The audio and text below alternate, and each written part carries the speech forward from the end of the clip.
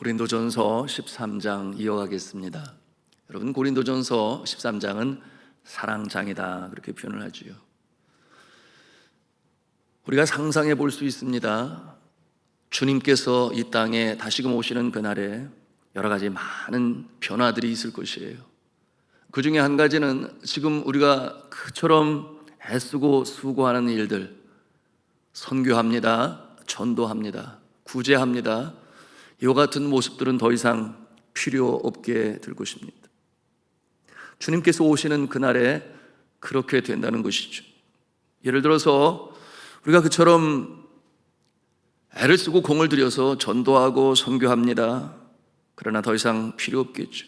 왜냐하면 하늘나라에는 이미 구원받은 사람들이 함께 주를 찬송하는 나라이기 때문입니다. 가난한 자들이 없을 테니 구제도 없을 것이에요. 험난한 세상의 믿음 지키기 위해 하는 우리의 간절한 기도도 더 이상은 필요치 아니할 것입니다. 그러면 뭐가 남겠습니까? 예배가 여전히 남습니다. 예배는 하나님의 나라에서도 계속 이어지는 주를 향한 사랑의 표현입니다. 그런가 하면 오늘 본문에서 말씀하고 있는 이 사랑은 영원히 지속될 것입니다. 왜냐하면 이 사랑은 그 자체가 하나님의 속성이에요. 하나님의 속성, 그 사랑 때문에 이 세상도 만드시고 우리도 지으신 것이죠. 그러므로 요한일서 4장 8절에 뭐라고 말씀하시는가? 하나님은 사랑이시라. 하나님은 사랑이시라. 하나님을 표현하는 가장 중요한 한마디, 하나님은 사랑이시라. 그러므로 사라지지 아니합니다. 본문 8절 말씀 우리가 함께 읽기를 원하는데요, 8절 말씀 같이 읽겠습니다. 시작. 사랑은 언제까지나 떨어지지 아니하되 예언도 패하고 방언도 그치고 지식도 패하리라. 그렇습니다. 예언도 필요 없고 방언도 필요 없고 지식도 필요 없는 날이 오게 될 것입니다. 주님께서 재림하셔서 새하늘 새 땅이라고 그랬어요. 신천신지가 이루어질 때 우리가 그처럼 사모하여 받고 사용하기를 원하는 이 은사들 말입니다. 그 중에 특별히 세 가지를 언급하고 있는데 예언도 방언도 지식의 은사도 패하리라 그렇게 말씀하고 있습니다. 여러분, 이 고린도전서는 우선은 고린도 교회 성도들에게 주시는 말씀이죠. 고린도 교회 안에 있던 자들 중에 은사를 받은 자들이 있었습니다.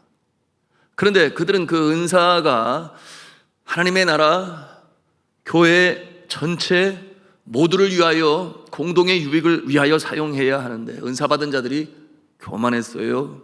우쭐했어요. 나에게만 특별히 주신 거야. 하나님이 나를 더 많이 사랑하셔. 그런 생각을 가졌는지 모르겠습니다만 그래서 우쭐하고 교만했습니다. 그러면 어떻게 있어요? 교회가 하나가 되지 못해요. 앞에서도 말씀을 드렸어요. 세상에 교만한 사람, 좋아할 사람 어느 누구가 있겠는가? 자신만 좋은 거겠죠. 교회가 하나가 되지 못했습니다. 그 은사로 인하여 말미암아. 특별히 방언과 예언과 지식의 은사에 있어서 그랬어요. 이 세 가지 공통점이 뭐겠습니까?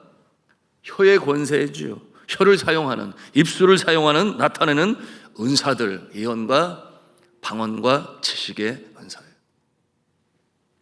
예언은 하나님께서 주의 종들을 통해서 사람들에게 계시해 주는 내용으로 주신 것입니다.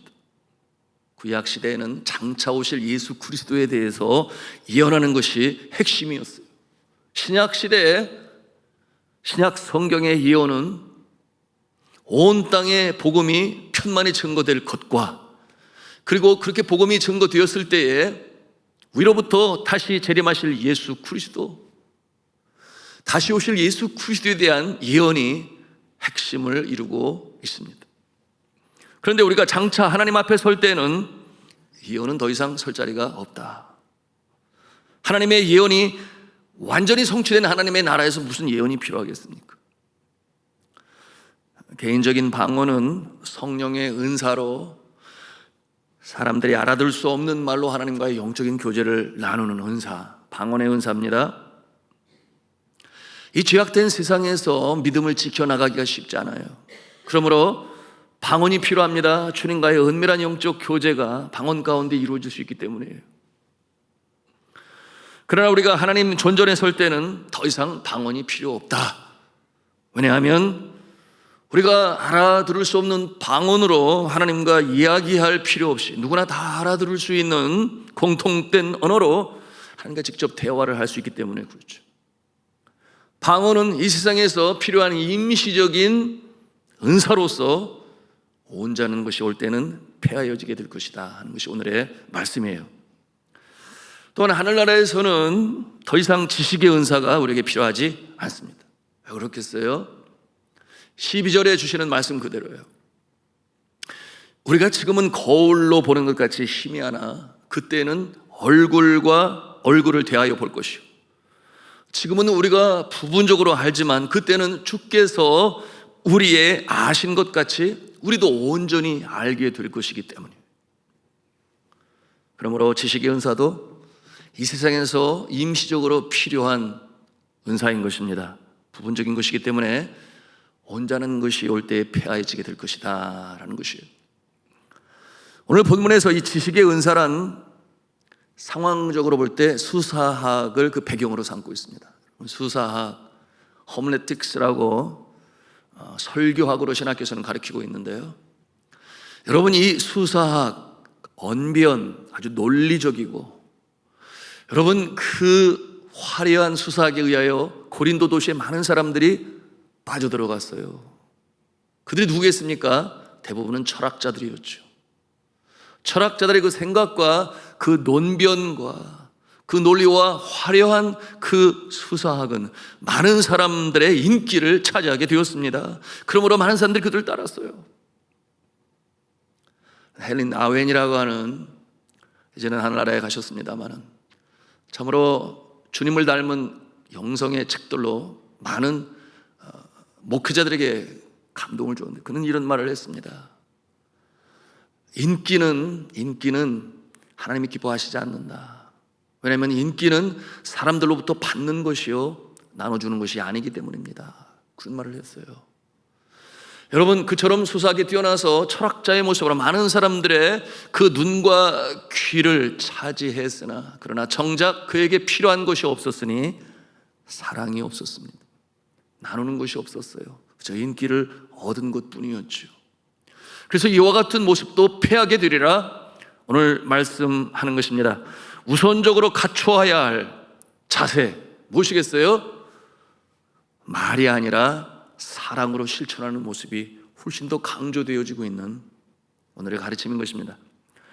자, 그러므로 말은 무성한데 아주 천상유수처럼 잘하는데 막힘이 없이 술술술술 나오는데 정작 있어야 할 십자가의 도, 사랑과 용서의 능력, 사망에 쏘는 것을 이기고 일어나는 이 부활의 능력이 없이 그저 말로만 증거되어지는 내용은 울리는 꽹과리다, 이렇게 말씀하고 있는 것입니다.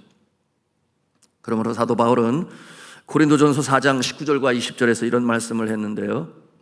주께서 허락하시면 내가 너에게 속히 나아가서 교만한 자들의 말이 아니라 오직 그 능력을 알아보겠으니, 이게 무슨 말이냐면 내가 고린도 교회에 가게 되면 그처럼 말만 무성히 하는 자들을 내가 만나게 될 것인데 내가 뭐라고 말할 것인가? 이어지는 말씀이 이러해요. 하나님의 나라는 말에 있지 아니하고 오직 능력에 있느니라.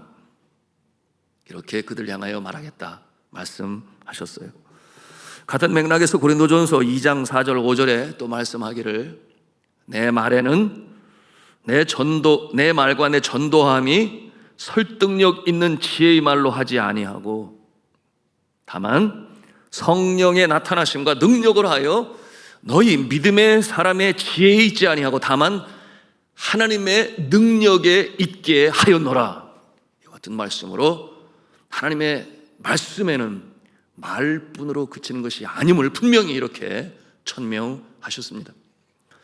예수 그리스도께서 보여주신 이 십자가의 도, 십자가의 능력, 그 사랑과 용서의 능력이 또한 이 사망에 쏘는 것을 이기시고 승리하신 부활의 능력이 전쟁터와 같은 세상 속에서 우리에게 얼마나 필요한지 알 수가 없어요. 저는 매일 새벽 기도합니다. 주여, 내가 천마디 말을 할지라도 정말 사모하는 것은 하나님의 능력이니 말씀으로 증거할 때 영혼이 구원받는 역사가 있게 하시고, 기도할 때는 기도의 능력이 나타나게 하시고, 또한 돌볼 때에는 성도들이 지친 그 영혼이 소생하게 하여 주시옵시고, 양육할 때는 믿음으로 성숙하는 그 능력을 하나님 아버지 허락하여 주옵소서. 이와 같은 기도를 주님 앞에 늘 하는데 저의 기도뿐만이겠습니까? 여러분도 그와 같은 기도로 주님 앞에 간구하시기를 주님의 이름으로 축복합니다. 그런데 오늘 이 모든 능력의 바탕에는 뭐가 있어야 하는가? 말씀드린 것처럼 사랑이 있어야 한다. 고린도전서 13장에 계속해서 강조되어지는 내용이에요. 그 기초, 파운데이션, 바탕에 무엇이 있어야 하느냐? 사랑이 없으면 그 모든 은사들이 완전하게 나타날 수 없고 능력을 발휘할 수 없고 교회 모두를 위하여 유익할 수가 없다. 뭐가 없으면? 사랑이 그 바탕에 깔려있지 아니하면. 고린도전서 4장 20절에 앞에서 말씀을 드렸습니다만, 하나님의 나라는 말에 있지 아니하고 오직 능력에 있음이라 그렇게 말씀했는데요, 이 하나님의 능력이 무엇일까요? 21절로 이어지는 말씀에 그가 이렇게 말씀합니다. 너희가 무엇을 원하느냐? 내가 매를 가지고 너에게 나아가랴? 사랑과 온유한 마음으로 나아가랴. 사랑과 온유한 마음으로 나아가랴. 그것이 사도 바울이 그들에게 나가는 방편인데 그것이 곧 능력이다. 그는 그렇게 여기고 있는 것입니다. 굉장히 중요한 진리의 말씀이죠. 우리 믿음의 사람들에게 있어서 가장 큰 능력이 무엇이냐? 예수 그리스도께서 친히 보여주셨으니 그것은 바로 십자가상에서 보여주신 사랑과 용서의 능력이요, 또 한 가지는 무덤에서 사망에서 오는 것을 이기시고 부활로 승리하셨으니 바로 부활의 능력이다. 이 십자가와 부활의 능력이 바로 이 시대에, 이 사랑 없어 냉랭한 각박한 시대에서 우리가 예수 그리스도의 사랑과 그 용서와 또한 죽음까지도 이겨낼 수 있는 능력이요, 승리요, 추구해야 할 영성인 줄로 믿으시기를 바랍니다. 여러분, 그런데 오늘 이 말씀을 통해서 하나님의 자녀로 살아가기 위해 꼭 가져야 할 세 가지가 있다. 아주 중요한 말씀을 주시는데, 첫째는 믿음이요, 둘째는 소망이요, 셋째는 사랑이라, 이렇게 말씀하고 있습니다. 그런데 그 중에 제일은 뭐라고 그랬어요? 사랑이라고 그랬습니다. 믿음과 소망과 사랑은 우리 그리스도인들에게 주어진 3대 보물이다, 그렇게 또 표현을 해요. 3대 보물, 가장 큰 세 가지 보물, 믿음, 소망, 사랑이다. 성도의 삶을 온전케 하는 데 있어서 이 세 가지는 제각기 자신의 빛을 발하고 있습니다. 보석과 같죠. 먼저 믿음은 예수 그리스도께 나아가 주님께서 행하신 그 구원을 나의 것으로 받아들일 수 있는 믿음입니다. 얼마나 중요합니까? 소망은 하나님 나라에 들어가기까지 흔들림이 없이 요동함 없이 나아갈 수 있는 일에 꼭 필요한 힘과 능력이 소망이다. 사랑은 영원히 추구해야 할 예수 그리스도의 성품입니다. 여러분, 우리가 집을 지을 때 모래 위에 집을 지면 바람이 불고 창수가 나면 여지없이 무너지겠지요. 그러나 반석 위에 지은 집은 바람이 불고 창수가 나도 흔들리지 아니에요. 여러분, 이 반석이 무엇이겠습니까? 바로 예수 그리스도시죠. 그리고 우리의 삶에 실천할 부분은 바로 예수 그리스도의 사랑의 능력이다. 사랑의 능력 위에 세워지는 모든 우리의 선한 행위, 은사를 포함하여 요동함이 없어요, 흔들림이 없어요. 세월이 갈수록 성화를 이루게 되니 주님을 닮아가게 되는 것입니다. 처럼 믿음, 소망, 사랑은 항상 있을 것인데 그 중에 제일은 사랑이라 우리가 추구해야 할 것입니다. 다시 한번 좀 살펴보기를 원하는데요, 여러분이 믿음을 통해서 우리는 예수 그리스도를 영접하게 되고 또한 죄인인 우리가 의인이라 그렇게 칭함을 받게 됩니다. 그러므로 이 믿음은 구원에 있어서 뭐와 같은가? 보증수표와 같다 생각하시면 틀림이 없어요. 그래서 성경은 말씀하죠. 오직 의인은 믿음으로 말미암아 살리라. 믿음이 없이는 하나님을 기쁘시게 하지 못하나니. 그런가 하면 믿음은 바라는 것들의 실상이에요, 보지 못하는 것들의 증거다. 이 믿음은 얼마나 중요합니까? 그러므로 믿음 있는 사람은 어떠한 어려움 속에서도 아주 굳건히 해갑니다. 이 새벽에도 기도할 때에 여러 기도 제목을 가지고 나오셨겠죠. 육신의 질고로 인하여 어려움을 당하는 자, 또한 인간관계의 문제, 자녀의 일, 사업장에서 일터에서 가정에서 관계적인 일로 인하여, 물질로 인하여, 여러분 그와 같은 상황 가운데 지금 믿음을 가지고 있는 자는 늘 하나님께서 어둠 가운데 비춰주시는 그 밝은 빛을 상상하며 떠올리며 기도합니다. 그것이 우리의 마음을 밝혀줘요. 그 믿음을 부여잡고 기도하는 자, 그와 같은 놀라운 역사가 나타남을 믿으시기 바랍니다. 어두운 부분보다는 주님의 그 사랑과 능력을 상상하는 거예요. 자, 그 다음에 소망은 무엇입니까? 여러분, 이 소망은 캄캄한 밤바다에 길을 잃었어요. 어디로 갈지 몰라요. 그럴 때 이 소망은 마치 비춰주는 등대와 같은 것입니다. 방향을 똑바로 정해줘요. 아무리 캄캄한 밤이라 해도 저쪽에서 비춰주고 있으니 포기하지 않아요. 그래서 그 빛을 향해서 저기까지만 가면 돼. 그것이 소망이에요. 여러분, 그 철로 역정이라고 존 버년의 책에서 친구를 만나요. 중간에 친구는 충성이라는 친구는 중간에 순교를 당하지만, 그러나 요단강을 건너갈 때까지 늘 함께하는 친구가 있으니 그 친구의 이름이 무엇이냐? 소망이에요. 소망은 요단강을 건너가는 그때까지 우리가 놓치지 말아야 할 친구인 것이니, 오늘도 소망 중에, 환난 중에, 어려움 속에서도 소망으로 인하여 다시금 일어나 전진하시기를 주님의 이름으로 축복합니다. 자, 사랑입니다. 여러분, 이 사랑은 영원하다고 그랬어요. 사랑은 하나님의 속성이라고 말씀을 드렸습니다.